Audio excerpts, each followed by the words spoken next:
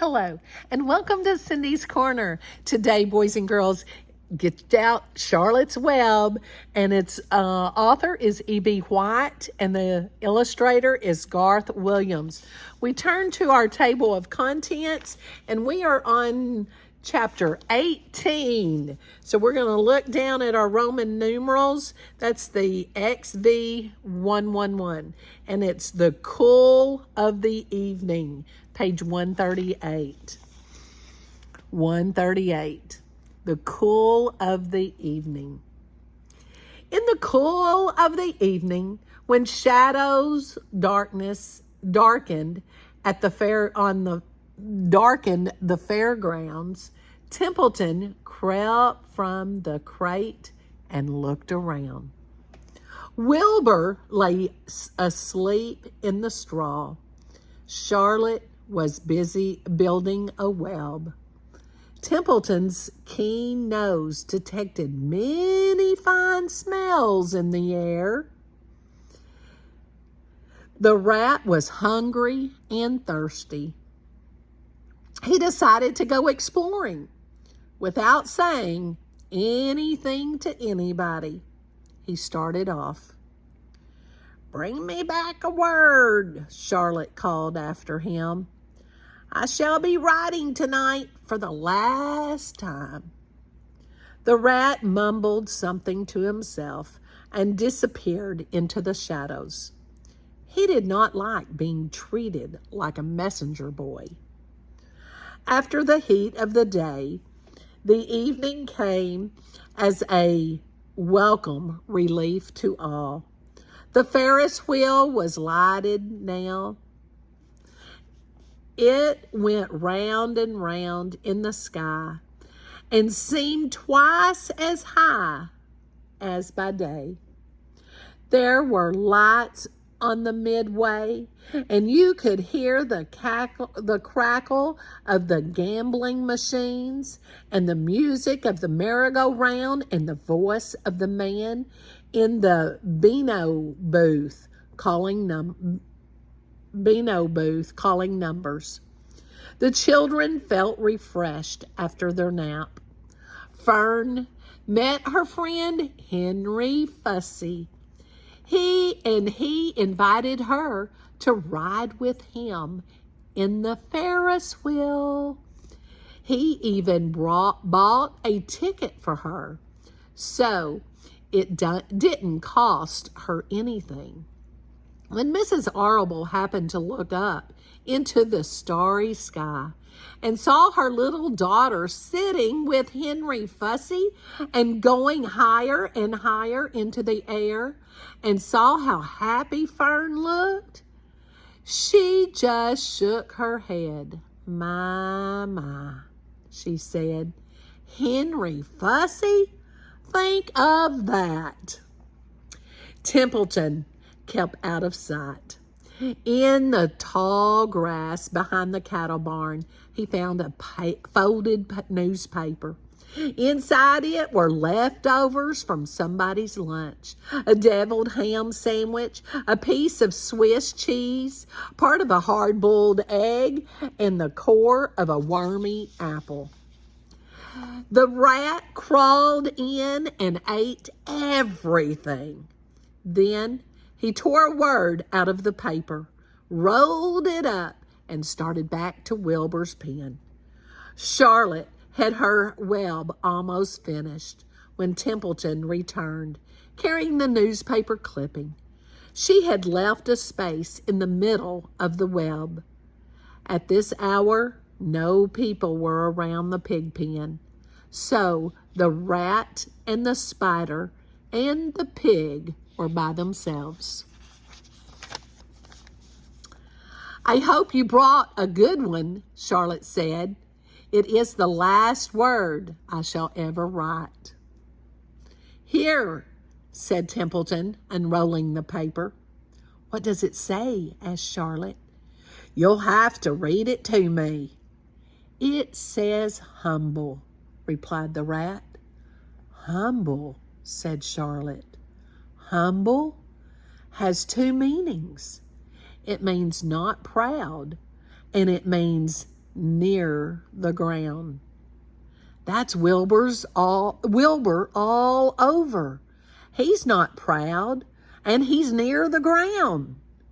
Well, I hope you're satisfied, sneered the rat. I'm not going to spend all my time fetching and carrying. I came to this fair to enjoy myself, not to deliver papers. You've been very helpful, Charlotte said.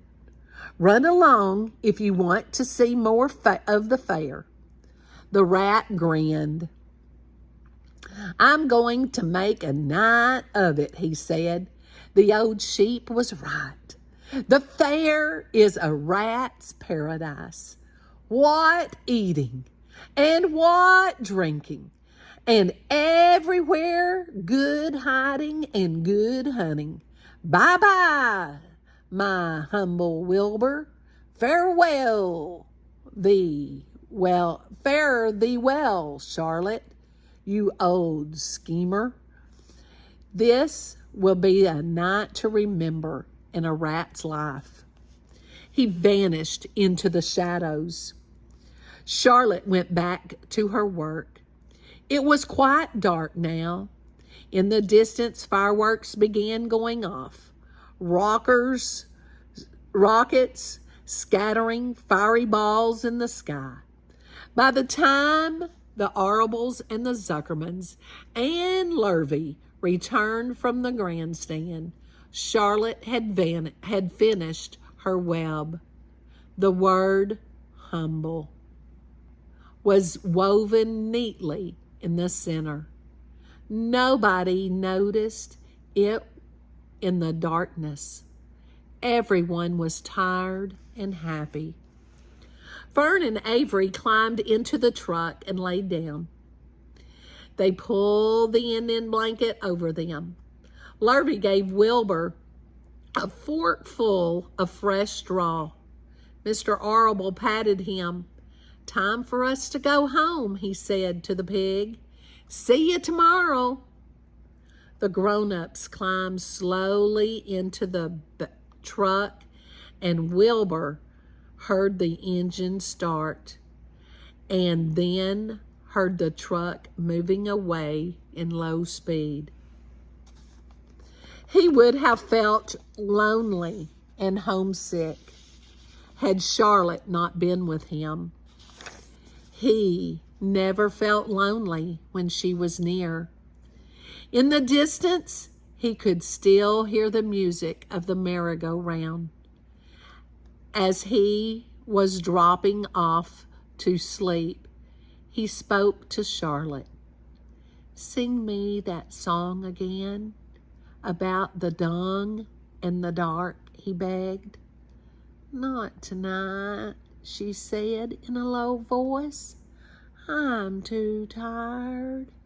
Her voice didn't seem to come from her web. Where are you? Asked Wilbur. I can't see you. Are you in your web? I'm back here, she answered, up in this back corner. Why aren't you on your web? Asked Wilbur. You almost never leave your web.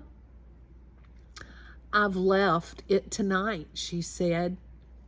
Wilbur closed his eyes. Charlotte, he said, after a while, do you think that Zuckerman will let me live and not kill me when the cold weather comes? Do you really think so? Of course, said Charlotte. You are a famous pig, and you are a good pig. Tomorrow, you will probably win a prize. The whole world will hear about you. Zuckerman will be proud and happy to own such a pig. You have nothing to fear, Wilbur, nothing to worry about. Maybe you'll live forever. Who knows? And now, go to sleep. For a while, There was no sound. Then Wilbur's voice. "What are you doing up there, Charlotte?" "Oh, making something," she said. "Making something as usual." "Is it something for me?" asked Wilbur. "No," said Charlotte. "It's something for me, for a change." "Please tell me what it is," begged Wilbur. "I'll tell you in the morning," she said. "When the first light comes into the sky, and the sparrows stir, and the cows rattle their chains, when the rooster crows and the stars fade, when early cars whisper along the highway, you look up here and I'll show you something. I will show you my masterpiece." Before she finished the sentence, Wilbur was asleep. She could tell by the sound of his breathing that he was sleeping peacefully, deep in the straw. Miles away at the Arable's house, the men sat around the kitchen table eating a dish of canned peaches and talking over the events of the day. Upstairs, Avery was already in bed and asleep.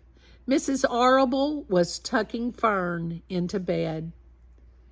"Did you have a good time at the fair?" she asked as she kissed her daughter. Fern nodded.